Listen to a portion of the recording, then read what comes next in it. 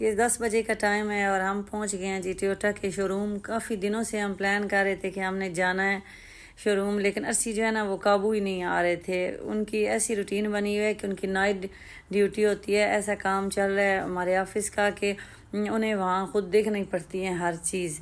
Engineer ہمارا چھٹی چلا گیا ہے تو ارسی جو ہیں وہ وہاں بزی ہوتے ہیں۔ تو بس جی آج ارسی کو کہا کہ آج تو آپ نے لازمی آ جانا ہے، تو بس وہ پہنچ گئے پھر۔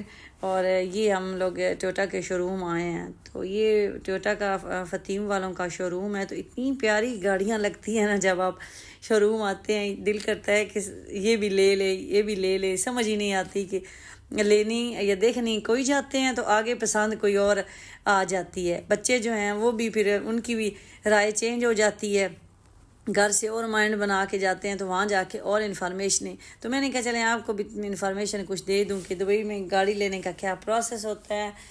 دبئی میں گاڑی ایک تو آپ لوگ کیش پہ لے سکتے ہیں، آپ کے پاس پیسے ہیں، تو سسٹم پاکستان والا نہیں ہے کہ ٹویوٹا کی گاڑیاں جو ہیں وہ آپ بک کروائیں اور 2-3 مہینے ویٹ کریں، یا پھر آپ اون دیں، ایکسٹرا چارجز دیں تو ہی آپ کو گاڑی ملے۔ یہاں ایسا نہیں ہے، اگر آپ کے پاس کیش ہے آپ جائیں، ایک ہی دن میں آپ گاڑی لے کے، اندر ہی RTA بنا ہوا ہے، وہاں ہی آپ کی گاڑی کا جو ملکیہ ہوتا ہے، جو ڈاکومنٹس ہوتے ہیں وہ سارے ریڈی ہو جاتے ہیں، تو بس آپ گاڑی لے کے آ جائیں۔ اور لیکن اگر آپ نے گاڑی لینی ہے قسطوں پہ، انسٹالمنٹ پہ، اس کا پروسیس اور ہوتا ہے۔ وہ بھی 2 قسم کی آپ اپلائی کر سکتے ہیں۔ ایک یہ ہوتا ہے کہ آپ اپنے نام پہ گاڑی لیں، دوسرا یہ کہ اگر آپ کمپنی کے اونر ہیں، آپ بزنس کرتے ہیں، تو آپ اپنی کمپنی کے بیہاف پہ گاڑی انسٹالمنٹ پہ اپلائی کر سکتے ہیں۔ پرسنل کے لیے پھر آپ کو سیلری سرٹیفکیٹ دکھانا پڑتا ہے، آپ کی بینک سٹیٹمنٹ لگتی ہے 3 ماہ کی، اس کے بیہاف پہ آپ کو لون مل جاتا ہے، تو آپ گاڑی لے سکتے ہیں۔ تو لون پہ انٹرسٹ کتنا ہوتا ہے؟ پرسنل پہ 3.5 جو ہے وہ انٹرسٹ ریٹ ہوتا ہے، جو کہ آپ نے سود دینا ہوتا ہے۔ اور اگر آپ کمپنی کے نام پہ لیتے ہیں تو آپ کو یہ فائدہ ہو جاتا ہے کہ جو ویٹ ہوتا ہے، جو ٹیکس ہوتا ہے، وہ آپ کلیم کر سکتے ہیں جیسے کمپنیاں یہاں کی کرتی ہیں۔ لیکن پرسنل پہ آپ پھر ٹیکس آپ دے دیتے ہیں، وہ آپ کا ٹیکس دوسرے لفظوں میں ضائع چلا جاتا ہے، اس کو آپ کہیں ریفنڈ کلیم نہیں کر سکتے بالکل بھی۔ تو کمپنی کا پروسیس یہ ہوتا ہے کہ کمپنی کے بینک اکاؤنٹ کی 3 ماہ کی وہ بینک سٹیٹمنٹ دیکھتے ہیں، پھر وہ آپ سے پوچھتے ہیں کہ آپ کا جو بینک اکاؤنٹ ہے وہ کس بینک میں ہے، تو اس بینک سے بھی وہ اپلائی کرتے ہیں۔ اگر آپ کا وہ بینک آپ کو لون دے دے تو ٹھیک ہے، ضروری نہیں ہوتا کہ اگر آپ کا بینک اکاؤنٹ جس بینک میں ہے اسی سے لون لیں، آپ خود بھی اپلائی کر سکتے ہیں۔ تو شو روم والے بھی اپلائی کرتے ہیں، وہ آپ کو دوسرے بینک سے بھی لون لے کے دے دیتے ہیں۔ فار ایگزامپل ہمارا جو بینک ہے وہ ایمرس NBD ہے، تو یہاں دبئی میں RAK بینک ہے، ADCB ہے، مشرق ہے، تو وہ کہیں سے بھی لون آپ لے سکتے ہیں۔